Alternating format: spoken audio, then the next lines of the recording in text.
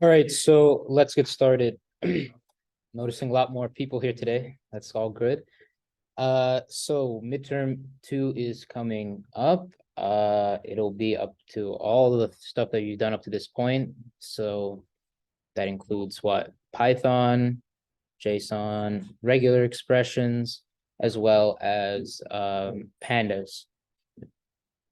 One important thing I'll like to stress is look at the combinations in between them. There could possibly be a problem that might involve both NumPy and Pandas knowledge.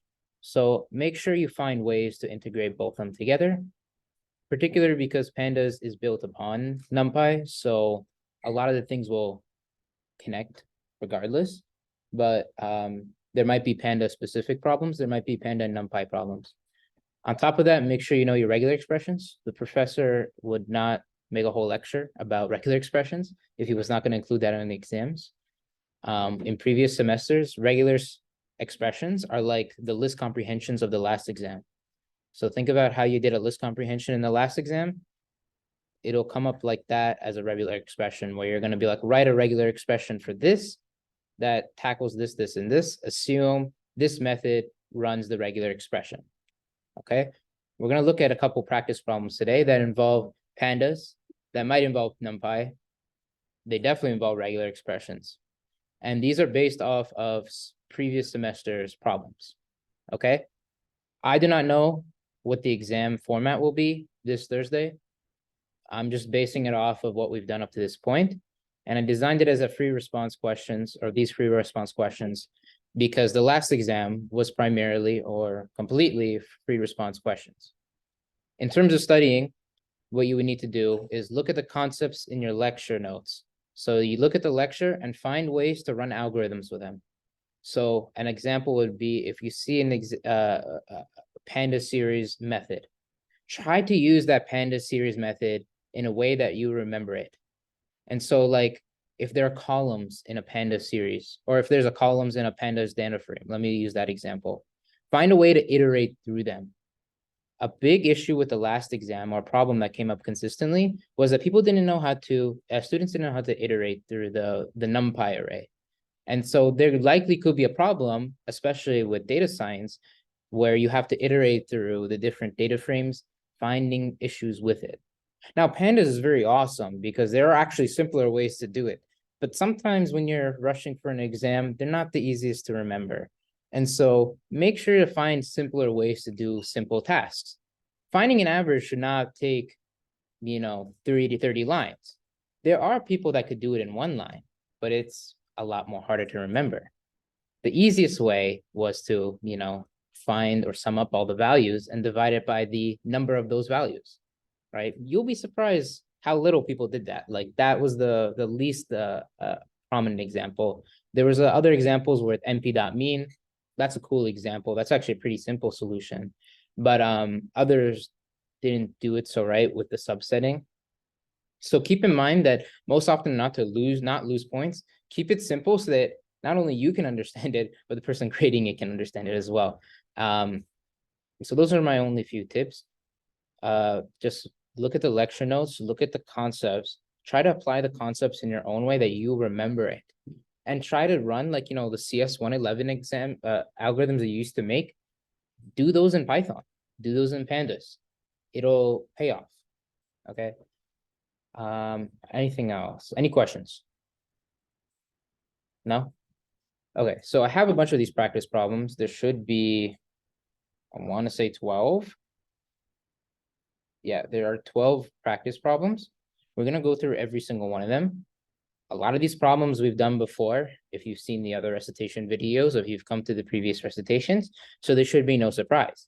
But these are the rudimentary skills and rudimentary things. And the problems, assuming that it's a free response exam, will likely be framed like this. So, make sure not to rely on it completely, but use it as a resource. Yeah. Yes, so this, there's 2 PDFs available on Canvas. So go under recitations, section 4, recitation 8. You should see 2 PDFs, one with an empty document with exactly like this. It's just the problems. And the second document should have the solutions. Okay. So now we're going to spend the rest of the recitation completing it. Hopefully we'll do all the problems by 8:40. If not, you guys have the solutions and you guys can email me if there's any other issues. All right. So number one, create a pandas data frame with 3 columns, name, age, and gender. Add 3 rows of data to the data frame with the following values. And we have 3 rows. Now recall what a row is in pandas data frame. It's an instance of a variable. So a row will represent one instance. So in this case, it represents a person. Each row represents a person. Each column represents a characteristic of that person. In this case, age and gender. Now, there are 2 ways to actually create a pandas data frame with these types of data. One is a dictionary of lists, and then the other way is a list of dictionaries. I'm just going to create one dictionary to keep it simple, and this is how you would do it. So most likely what you would do is you would first import pandas as PD, okay? Now, most often or not, this is just an assumption that they'll make. You don't even have to add it most of the often or not, because this is like, it's given. All right, now we create a dictionary of that data. So we'll create a variable data and we'll name it, data, and we'll create a dictionary. Recall how you create a dictionary. You create it with this curly brackets, okay? Now, there are 2 parts to a dictionary. There is the key and there is the value. In this case, the key will be the columns, and then the list or the value of each of those dictionary elements will be a list of all the values in each row. And so you see here, Alice, Bob, and Charlie would be within one list, and that would be the name list. Okay, so we'll give it a key of name, and then we'll store a list within that dictionary with Alice, Bob, and Charlie. That was about right. And Charlie. Okay, these are string values. Awesome. We have just created one element in a dictionary. Okay, now we do it for the rest of the items.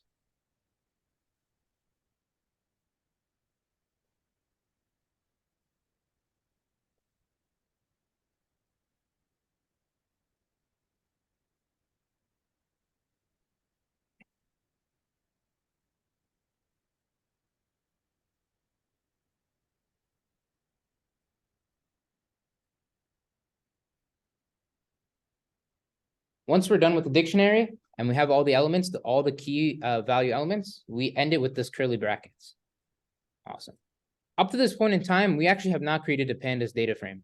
What we've done is created a dictionary of lists. Yeah, a dictionary of lists. Again, the other way could have been a list of dictionaries, but I'm going to keep it simple. Okay. Now from there, what we use is the data frame method and convert this dictionary into a pandas data frame. And so we'll name the data frame DF, which we often do. We'll assign it to whatever we create, and whatever we create is going to be a result of the pandas library, PD dot, and then data frame. And then we store the data within it. Awesome. And so what we've done is that DF contains the pandas data frame with all the values. It creates a name, age, and gender column right in the top. And then every row is going to be Alice's stats. It's going to be Bob's information and Charlie's information. Okay. And so when we print this out, let's say if we print this out, we should hopefully get that the data frame would look something like this. It'll look like name, it'll look like age, and it'll look like gender. And then every row will have an index, of course, right? And if we don't assign it like, the regular index, like, labeled index, it'll automatically have a numerical index. And so it'll be 0, 1, 2. And so it'll be Alice, Bob, and Charlie. It'll be 25, 30, and 35. Female, male, and male. And so to access the elements, what do? We do it like we would do with any 2D array or a 2D list. We would access the row. So if I wanted to access is Bob's age, I would have done what? I could have done, well, I could have used the name. I would be like, okay, find a location where it equals Bob and then find the age. Or we know what Bob's index is. And so we could use the numerical index in square brackets 1. And then what's the column? The column would be age. And so we would put in square brackets in quotation marks age. Okay.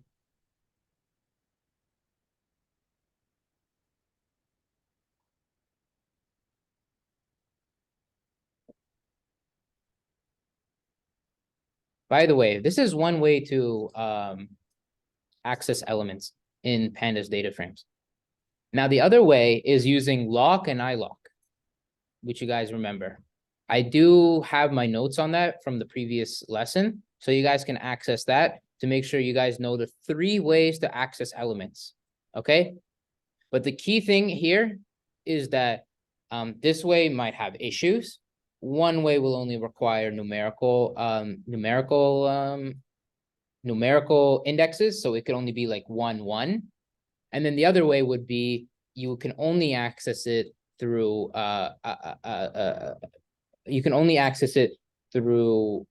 labels, so like string values. Okay, so that's the difference between lock and ilock. So keep that in mind.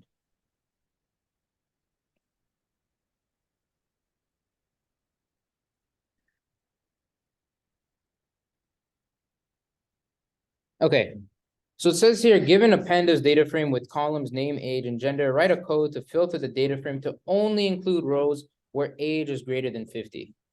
Okay, so we've already done the hard work where we've found the data frame, right? So up to this point in time, we have all this code. And so what I'll do is I'll just copy and paste this code.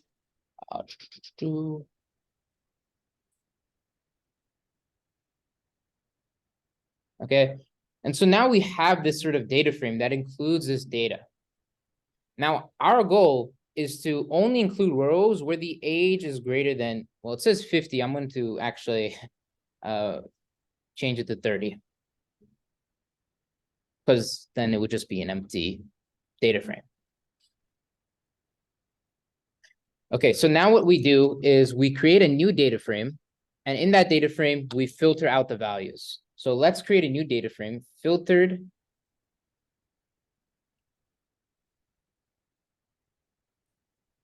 df.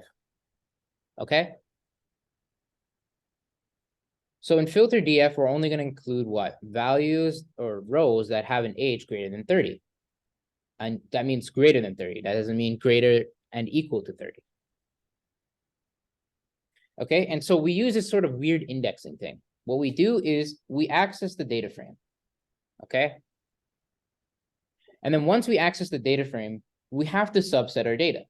And so I'm going to put in square brackets the Boolean expression that will filter out the values that we want. Okay, so recall that whenever we use square brackets, we're most often are not indexing something. We're trying to search the data frame for something. And so what I'm trying to search for is where is age greater than 30? And so what I'll do is I'll access the data frame and I'll find where age is greater than 30. So I access the data frame.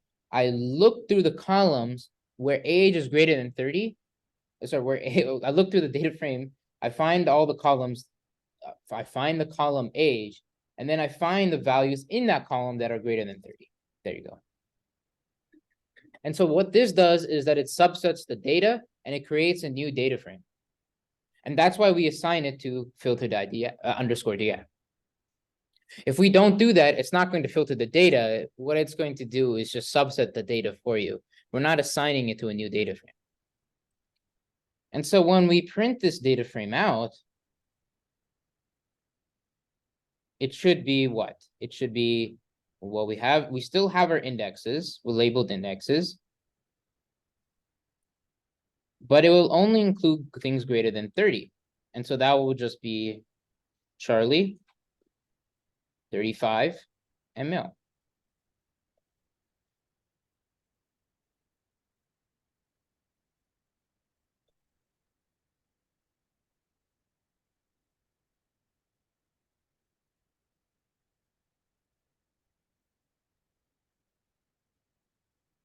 Okay, so now how do you create a pandas data frame from a dictionary of lists?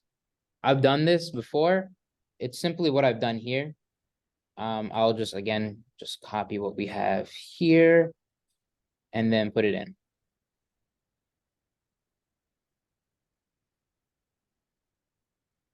Every key is a column in this. So let me write this down. Oh, that's a highlighter. So the key in the dictionary is a column name. Every element is a list, and it's just the column values. And so if you're trying to pursue this route where you're using a dictionary of lists to create a data frame, well, this is the way that you would likely do it. But also keep in mind that that you're consistent. You don't like mess up the list values. So name, age, and gender will be the keys. They will also be the column names. The list elements, or the list will be the list of each of these would be the column values. Okay. And it will be in this order as well. All right. So now it's asking us, how do you drop a column from a pandas data frame? Okay. How do you drop a column in a pandas data frame? So there's a very simple way to do this. Again, I'm going to use the same information that we have previously. Uh,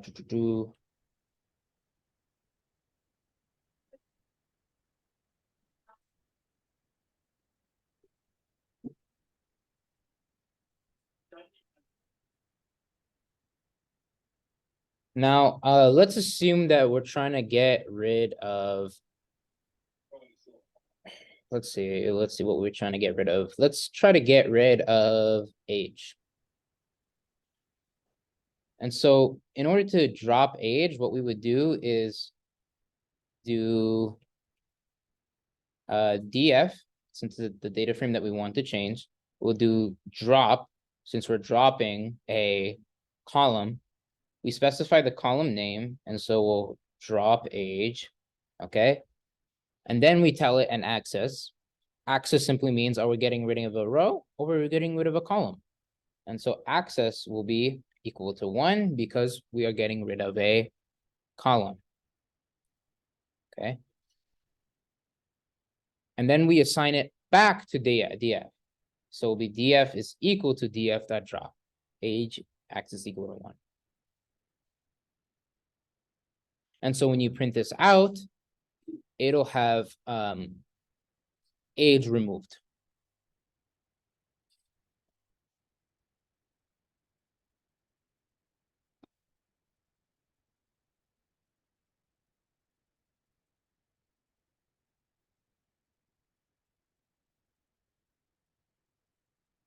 Okay.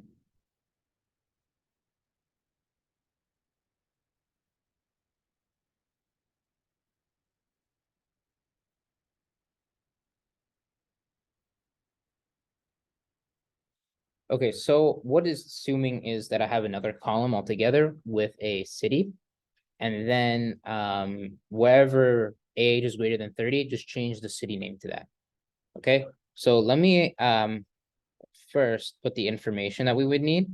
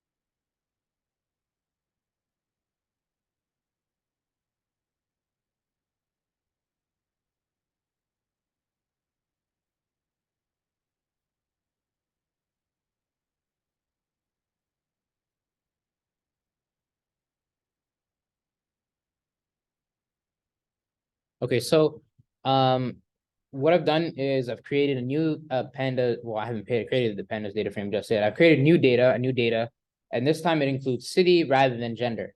Okay, and so I'm going to use that, and I'm going to then create a new data frame out of this data.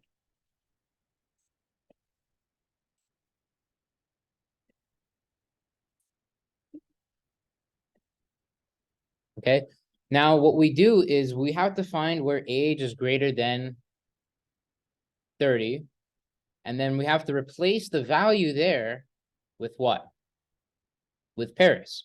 Okay, so this is what we would do. We locate, we use lock, because what are we using? We're using string labels. We'll access where age is located. We'll find where it's greater than 30. And the value that we're changing is city. Okay. And so wherever the age is greater than 30, city will then be Paris. And so when we print df, it should hopefully be name, age, city, 0, 1, 2. It'll be Alice, Bob, and Charlie. It should be 25, 30, and 35. It should be New York, London, and Paris.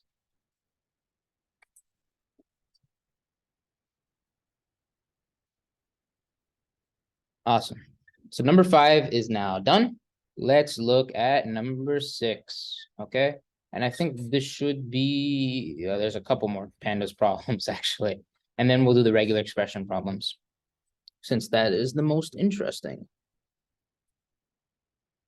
All right, so it says here, consider a data frame named df. Your task is to modify the data frame by replacing each missing value nan with the previous non-nan values in the column.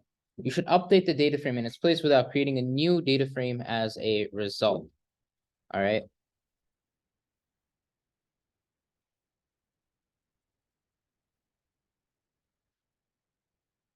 Anyone have any idea? So what we'll use is we'll use the fill NA value, or the fill NA method.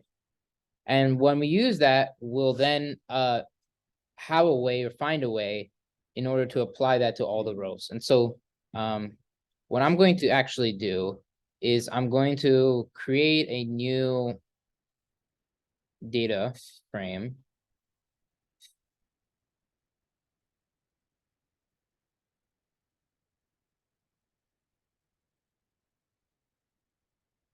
And in this one, I'm going to have just a bunch of NaN values.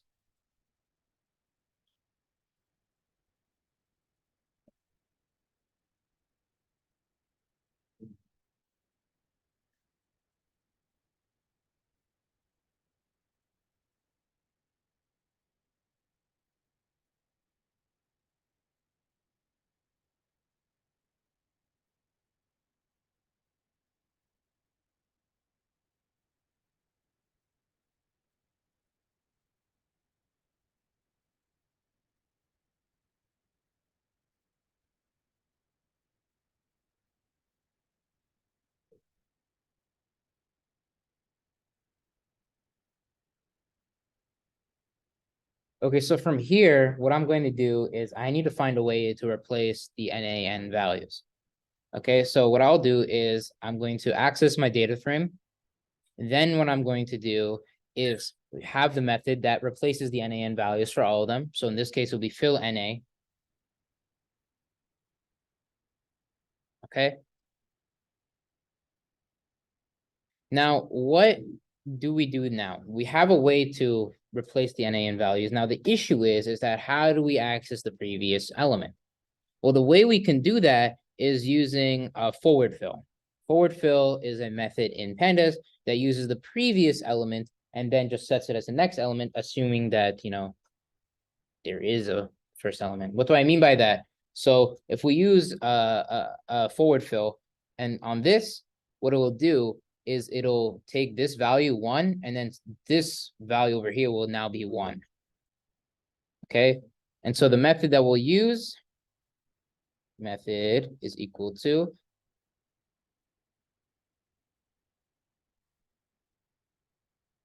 forward fill. And we'll make sure that whenever it replaces it, it'll actually happen. Okay, and so when we print this data frame out, it should hopefully give us A, B, C, 1, 1, 4, 5. Oh, that's funny. 5, 6, 6, 8, and 9, 10, 11, 12. Yeah. So what exactly is the FFill do? So what ffill or forward fill is doing is basically just taking this value over here and then applying it here. Wherever there's an NaN value, Oh, okay. it's taking it. Then Okay. Based on the previous. Oh, okay. Because, okay, so the reason why we have a method like this is because we don't like empty data points, right? Yeah. Because when you're extrapolating the data and you're running, like, let's say a mean, for example, it's going to be like, yo, you can't take a mean of like a NaN value that doesn't exist. So we need to fill it with a value. So one way you could do it is taking the average of the column and then sticking that as NaN. Or if you're lazy like me, what you would do is just take the previous one, the previous value being 1 in this case, and then using that and then replacing that. And so when we actually print it out, it'll look something like this, right? Now notice how there's no NaN value, right? It's 1, 1, 4 because it's using the previous one. It's 5, 6, 6, 8. It's using the 6 previously. All right. Any other questions?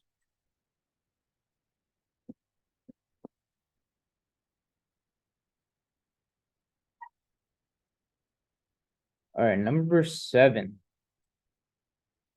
This is a very test-like problem. Consider a data frame named df. Your task is to add a new column to this data frame named diff. The values in this column should be the difference between the maximum and minimum values in each row of this data frame. Again, just like with any problem, there's multiple solutions, but I'll show you the solution that I have in mind for this. Okay, so we have import pandas as PD. We import numpy as MP. Let's assume certain data points. So we'll make this the data. 1, 2, 3.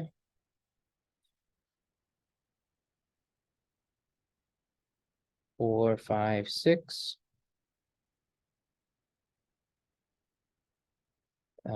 7, 8, 9.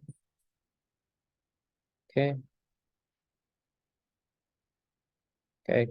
And then we'll create a pandas data frame of that.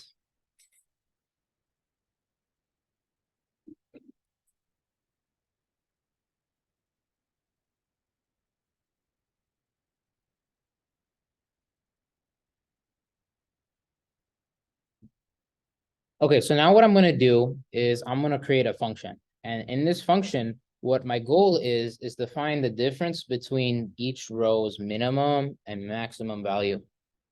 All right. Now, it's basically A, 1, 2, 3, B, 4, 5, 6. So the thing would look like something like this.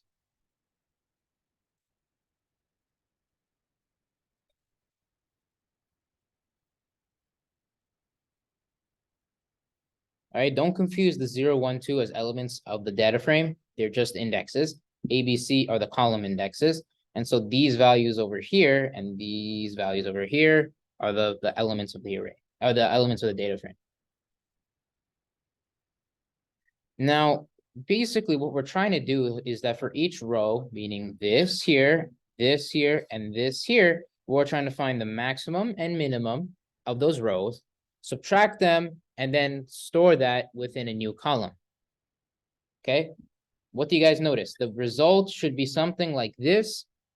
It should be like, okay, the maximum is 7, the minimum is 1, that is 6.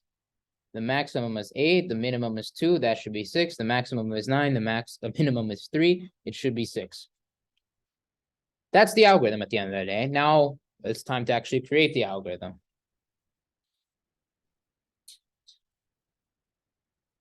Okay.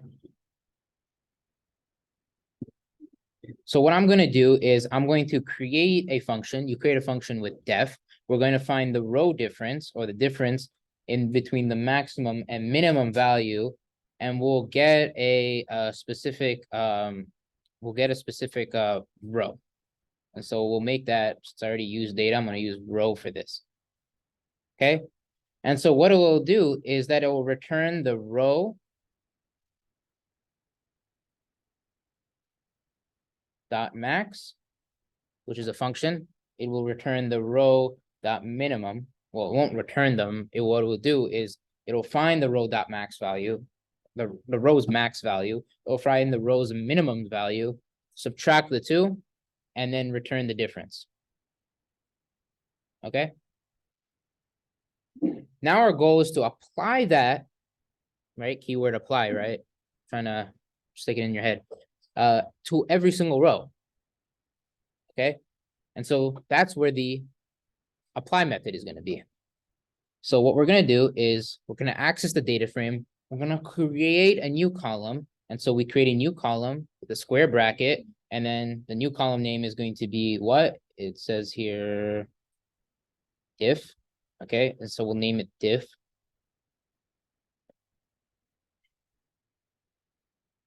And then within diff, what we're going to do is apply this function that we created on every single row.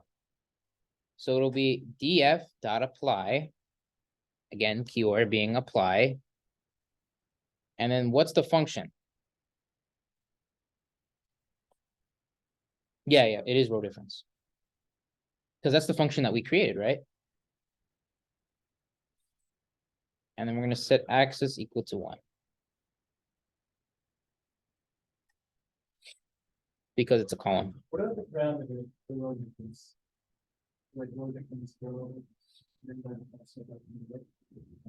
What's up? the parameter for row difference. Yeah, so the parameter is a row. Yeah, so it's not there. Yeah, it is. Oh, okay. Oh, Row difference. We're using the apply. That's where the apply method comes. okay. So what are we doing? We're applying a method to every single row. Right, and axis equals 1, what is that exactly? So that's specifying that we're going to be applying it to all of them. Right. Okay, so that emphasizes that we're going one by one by one. And then it's going to be like, okay, access this, done. Access this, done.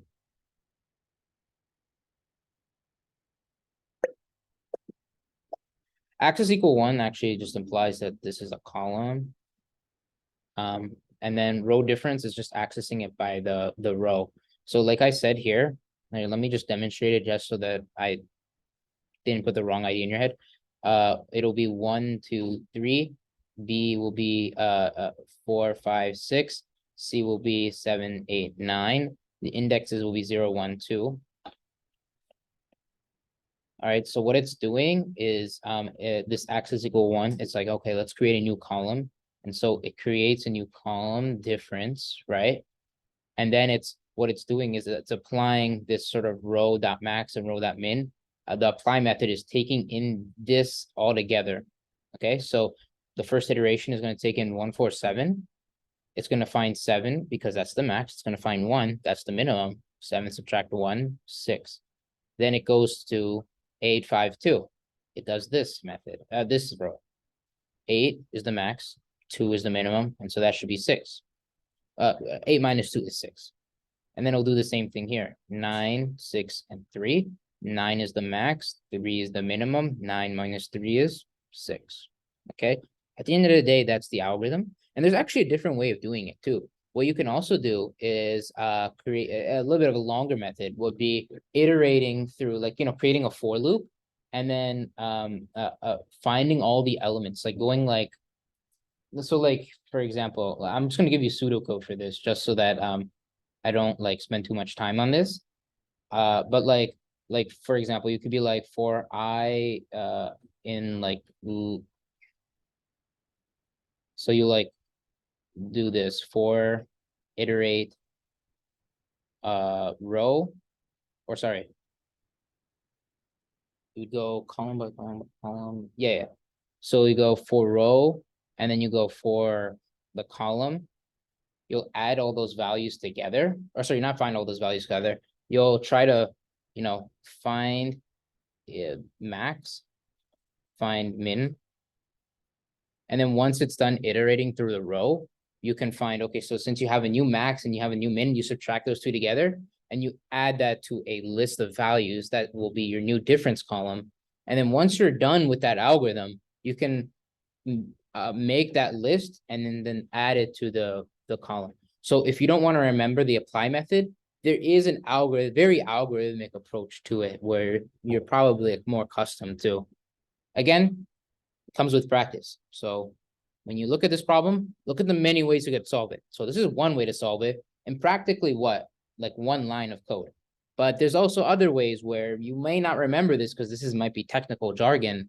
Something that's a little bit more easy to remember would be the algorithmic approach for some people. Okay. So again, there's no one right answer. There's multiple right answers. All right. How much time I got? I got like 16 minutes. Yeah. You can go back up, pick a line this season. Yeah, go ahead. Okay. Again, this is like I just like kind of just wrote out my thoughts. But like the main thing was like what you probably heard from me. What is it? Just to say, okay, I'm gonna get back to these. I want to get into regular expressions. They might be a little bit more difficult to explain. So if I do lose you, I'm sorry. Because there is a lot to go with them. So we're gonna go to number 10 now, so that we can knock out regular expressions. Yeah. Yeah, regular expressions. Yeah. The reason why regular expressions can get tricky is because they just look weird. They like, every answer that you put, it doesn't look right because it's like so different. It isn't like if a random person saw that, it wouldn't make sense to them, right? With some aspects in computer science, like even if someone doesn't know computer science, they can kind of guess what's going on to some extent. But regular expressions are like kind of weird.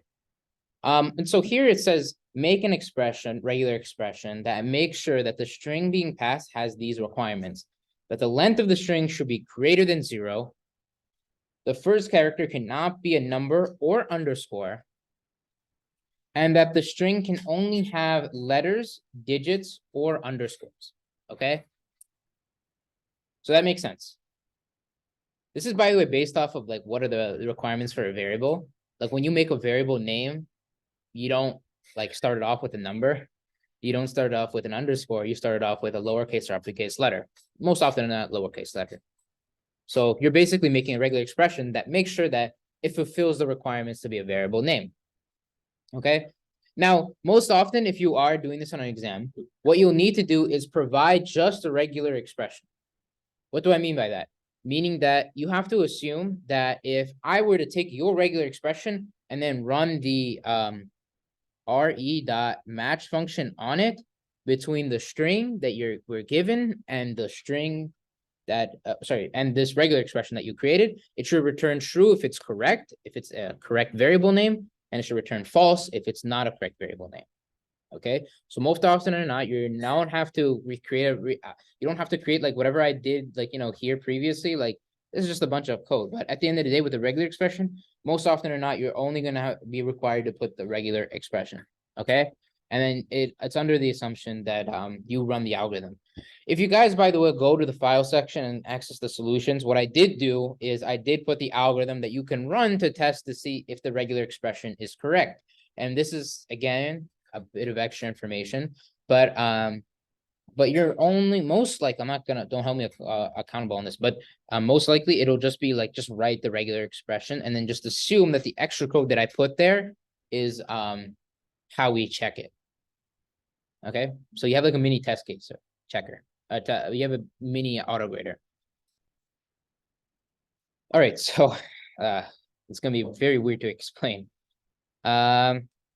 So let's start off with a regular expression. So when we're determining what a regular expression, when we're first creating the regular expression, let's write R and then apostrophe, okay? And then we'll put this sort of mini caret on the top. What does this caret imply? This Karen implies that we're trying to find the beginning of a string. All right, so match the beginning of the string. Okay. Now, the first letter at the beginning of the string should be what? It should only be a lowercase letter and it should be an uppercase letter. There should be no numbers and there should be no underscores. And so we have a regular expression for this. Okay. So in square brackets, we'll do A to Z, right? So lowercase works. We're saying that A to Z works in lowercase. But we're also saying that uppercase can work. Okay. So this, up to this point, make sure that the first letter is a lowercase or uppercase alphabetical letter. And then what do we do after that? Yeah.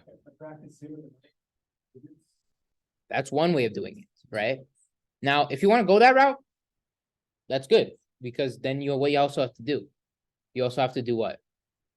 Because you don't have to put numbers, right? As the other, it could just be a bunch of characters. So what else would you need to do? Just like how I did this, right? Right? Yeah. It's lowercase and uppercase. You mentioned 0 to 9, but it doesn't have to have numbers, right? Numbers are optional. So another way you could do it is kind of like you could do 0 to 9, A to Z, and then an underscore. Like add all the options, possible options. Yeah, and then be like, okay, it can be like any any version of that. But there's actually another way to do it that regular expression provides, and that is the /W and then the star. And so we would apply it as such.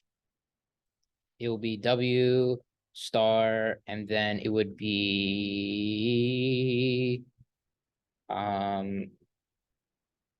the $sign. Okay. So let me just break it up into parts. Lowercase and uppercase letters. This is beginning of string. This is the end of the string. And this, since this is kind of weird, this is basically uppercase, lowercase, 0 to 9, and underscore. Actually, let me just write out underscore because I don't want to confuse you with just an underscore there. An underscore and until end of string. So this basically tells me that it can be uppercase or lowercase or 0 to 9 or underscore for each letter until the end of the string. Yeah. Is this except for the first letter? What? Is this except for the first? Yes, except for the first letter. Yes, you're right. Where is that? Right here, right here. Yeah, but there's like baby. Actually not be a number. Could it be anything else though, like a task period or something? Oh, it has to, all three. I thought those were different, They're not different problems. They're just combined. combined. Okay. Okay. All right, let's try to knock out 2 more regular expression problems before we hit 840.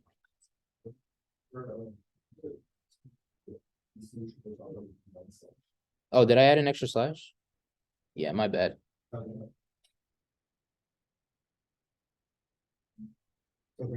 Yeah, there's only supposed to be 1 slash.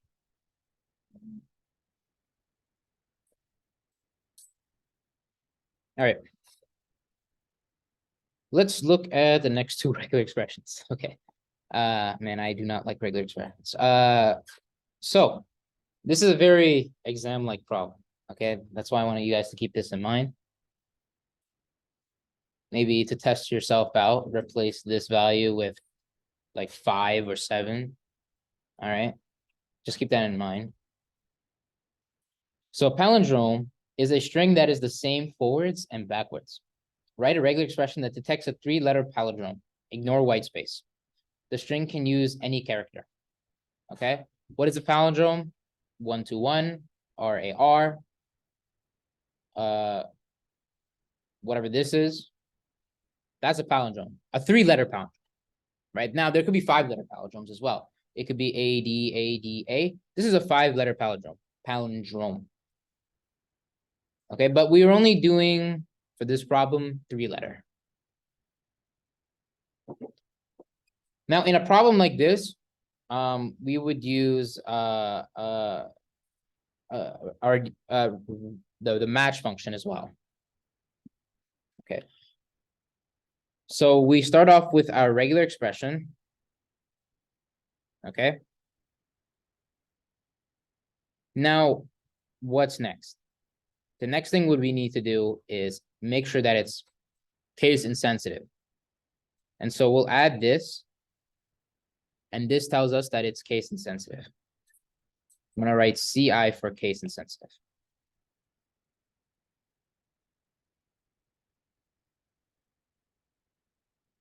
Now, our goal with this is to make sure that there's only one word as well.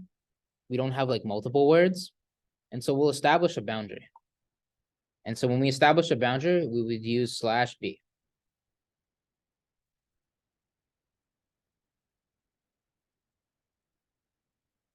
The next thing to do is capture the first letter of the string. All right, the first letter of the string. So if I have 1 to 1 or dad for that matter, we're trying to catch 1, we're trying to catch D. Okay, and so in order to catch that, we would use parentheses W. And so that will do is capture the 1 letter. Notice how we didn't add a star like we did in the previous one. We added a star. The star was mainly there so that we can, continue using it, right? Because, that wasn't the only letter. We could have like 6-letter, 10-letter, 20-letter variable names. In this case, we're doing only 3 letters. And so we know the length or the length that we want. And so what we would do is only use /W once. And so this captures 1 word. We have a word that's captured. Now, I did mention here that we have to ignore white space. So it could be in a case where it could be like 1 to 1. There might be some white space in between there. There could also be the other way where it could be 1 to 1 and there's white space here and here. So my goal is in this case would be to make sure that in the case of white space, we would remove it. And so we can remove white space like this. All right. Again, /S just means white space, and the star means we're applying multiple instances of that white space. So find as many white spaces as you can, right? Because look, this could be 1 white space, but this can be 2 white spaces, and this can be 3 white spaces. They're all palindromes, right? But they all have white spaces with differing amounts. Yes.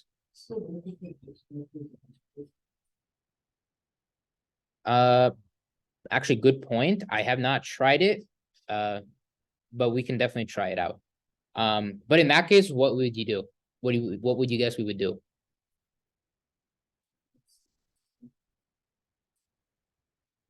Exactly, right? Just in case, we would slap in that extra /SR. That's star. Make sure to have the star there because we don't know if there's 1 white space or multiple. We just know that there could be white space. All right, now we need to catch another letter. What's the next letter? Well, the next letter isn't really part of the palindrome. What I mean by that is you don't need to see 2 again. You don't need to see A again. They're really just unique to that. Now, it could be all A's. It could be all 1s. It could be the same value, but it doesn't really matter to us. And so in that case, what we'll do is we will capture that. And then we'll do the same thing with white space again. We'll put the star there. /S star. Yeah. So what does a /W do again? It captures a letter, a character. So the first one here is capturing the one. This one looks like a 1W. This slash W is capturing 2. And in this case here, the first slash W is capturing D, and then the second one is capturing A. Okay. So these toggling basically, right? So that's. Yeah, give me 1 second. Question I. Question I. What would that be? Question I. It's to tell us that it's case insensitive, Case sensitive? meaning that you can have a capital A or you can have a lowercase. Yeah. Right, okay, so. Like, for example, this. Oh, and you can still say, so is that it though? Like, is that This is a palindrome, but this is just what? Okay. So This is. Regular expression thing, or is it more? There's a little bit more. We've only finished up to this second part over here. I'm like messing up this entire thing here. I want to get another one in before we go. But we've only gone up to this point. We still need to do this and then the end of the string. Okay. All right. So after that, what we would need to do is we need to do a /1. All right. So /1. All right. What is a /1? Well, basically what we're doing is we're saying this value, the next value that we find, or this next character that we find, has to be the same value or the first value that we captured. So what was the first value that we captured? So let's look. Actually, I can't use numbers here. What I'm going to use is I'm going to use this example. So the first character that we captured is, we're going to keep that as 1. And the second value that we captured is 2. Basically, what we're saying now is that this third character over here is that 1. Are these values the same?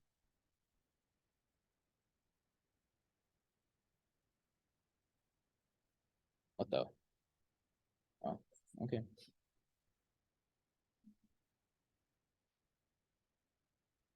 And so we're basically backpedaling and saying the first value that we captured is at the same value. We then end the word boundary.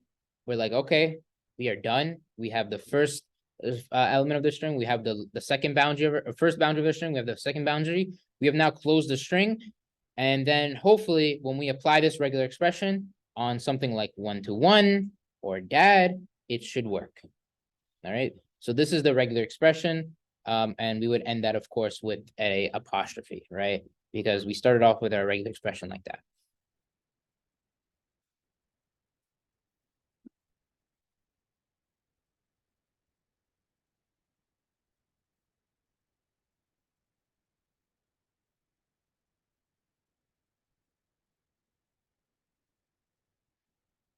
All right, so hopefully you guys wrote that down. We're just going to do one last regular expression. We're going to call it a day after that.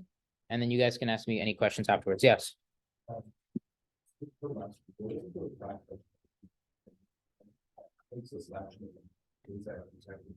The last one, you're talking about this, right? Are you talking about this or you're talking about this?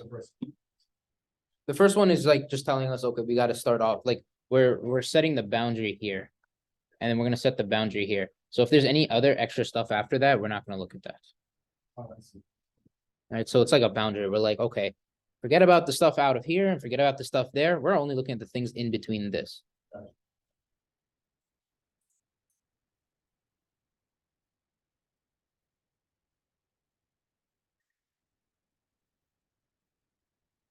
right, so you're given a string that contains name and price of a mobile app in the format of app name and then price, right? A regular expression that extracts the app name and price from the string so that we can use find all to get the individual components.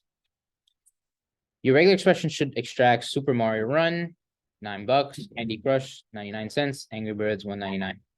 Okay, so I'm just going to create the regular expression for this. So we got R, we got the apostrophe. All right, now we're starting the regular expression. What do we do after that?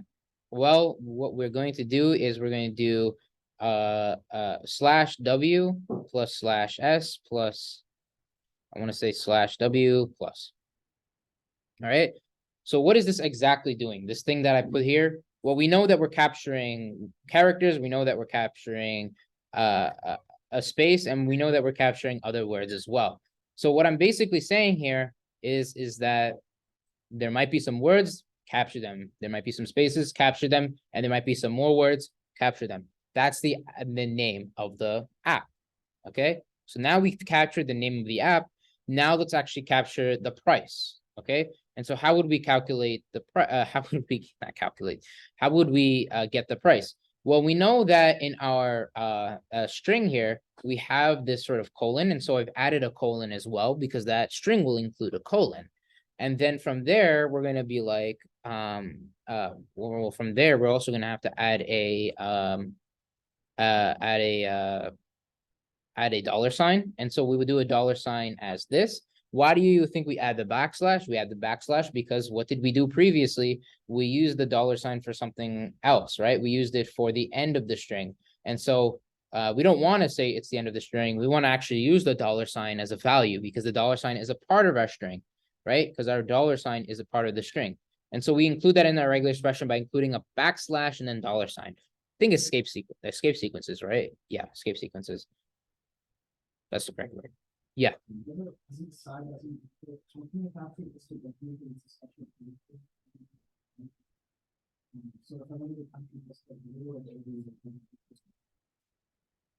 Just the word. It would just not include the rest of this.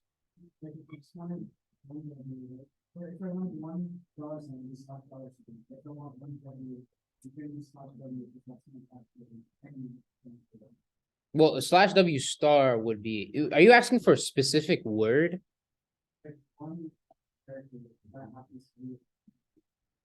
Oh, then you would just do W without a slash. That's why we use the /W to capture the word, but without the slash, it would just be capturing W. Yeah, it's the opposite, right? Yeah, right. Yeah, I know regular expressions be mad or weird like that. All right, now from there, what we do is we capture the price. And so what does the price include? Well, I already put the $sign. And so now it's generally going to have some type of format like this, where we have some type of value here, we have a dot, and we have another value over here. And so we can represent that the same way. We are like, capture a number. Awesome. So in this case, it's going to capture 0. In this case, it's going to capture 9. In this case, it's going to capture 1. So we're going to capture a digit. And by the way, that's a slash. I know my slashes are kind of weird, but yeah, that's a slash. Okay. And then we're going to capture a dot. All right. So we do slash dot, and that captures the dot.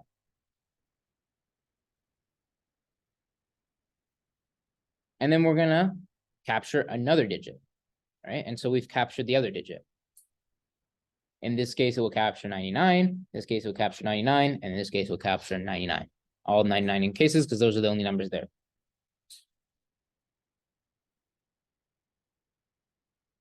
Now, here's the thing, right? What do you guys notice with all these prices? It could be like 5,672.99, but it could also be 0.99. The value here and the value here will be the same. Or not the same. It could be different.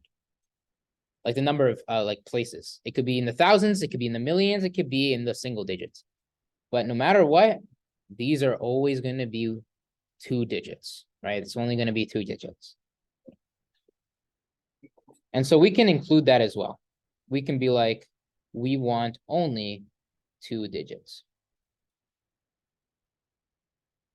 All right, we close that off, and then we end our regular expression.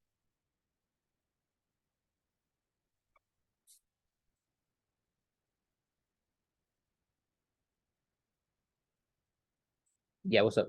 So the W, S, and W, would that be like a separated? What exactly is that? W, S, and W. It's capturing words. So it captures one word, it captures a space, and then it captures the rest of the words and spaces. Oh, right. Because there's multiple. It could be like a 20 app name. It could be a 20 words for the app name, or it could be like literally 1. Right. We're saying that if it's 1, like, you know, it doesn't, multiple words is optional. That's what we're saying. Right. So we want to make sure at least 1 word is captured just in case. And then we're like, you know, if it has a space, and then if it has multiple words, go ahead. All right. Other than that, I'll try my best to upload another review video, but these are the practice problems that I really wanted to stress before you guys go into the midterm. It'll have some other stuff. Again, the tips that I want you guys to remember is look at the lecture material, be able to apply it in your own way. Look at the algorithms that you did in like CS 111 or basic algorithms, and try to do it in your own way in Python or in Pandas data frame. Again, I just wanted to stress that because that's the way you can remember it. That's the way that you can remember it. If you don't apply them and just reading lecture notes, it might not really stick in your head. Again, active recall. Active recall is your best friend. But yeah, you have this under these practice problems under the file section on my section page.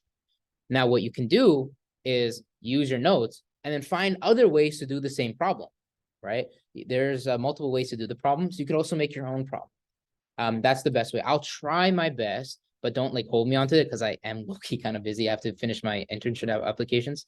But I'll try my best to upload another review video, fingers crossed, and then a couple more questions of like these, right? Other than that, let me know if you have any questions. You can email me. Everything information is on the Canvas page. I wish you guys the best, and I'll see you guys on Thursday.